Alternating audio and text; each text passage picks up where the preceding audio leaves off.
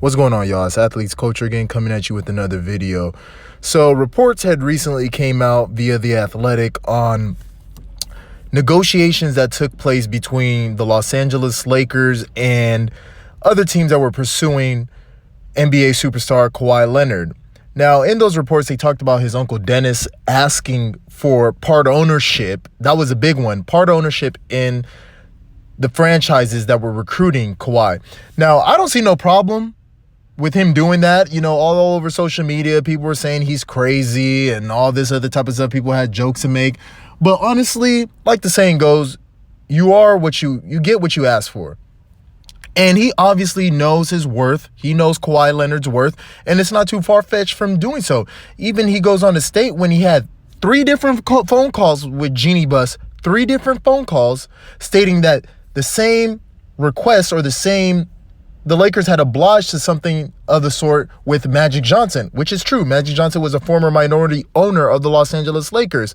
Now, with changes to the CBA and so forth, those moves are now illegal. But I don't blame Uncle Dennis, Kawhi Leonard's uncle, for doing so, for asking those questions. I mean, those are very great, negotiation tactics.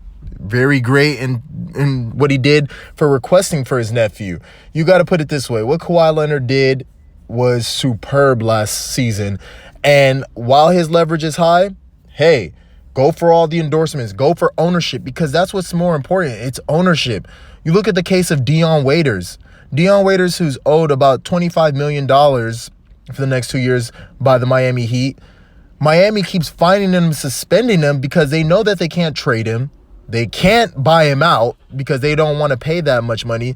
Teams don't want to take him in trade. So what do? They turn around and fine him. You see the same type of tactics going on in the NFL. This is a way that the league, especially a league like the NBA where things are guaranteed, this is a way that they could try to recoup every bit of money that they spend on an athlete. And as time goes on, we all start to see as a public that these athletes don't have power. They really do not have power. That the real power is in ownership. And if a majority of the athletes realize this by doing group economics, collecting their money together and being able to own their own organizations, own their own amateur leagues where the NCAA doesn't get away with the fuckery that they do. Or they start their own professional leagues where they can have a rival with the NBA, which brings equity across the board. This is what people have to understand. So I know a lot of people get caught up by saying like, oh, Uncle Dennis is trolling, whatever. And even if he were trolling, within that troll, people have to see the silver lining. He's actually showing you guys a real boss move and real power move. But I want to hear what y'all have to say. Like, comment, subscribe down below. I'm out.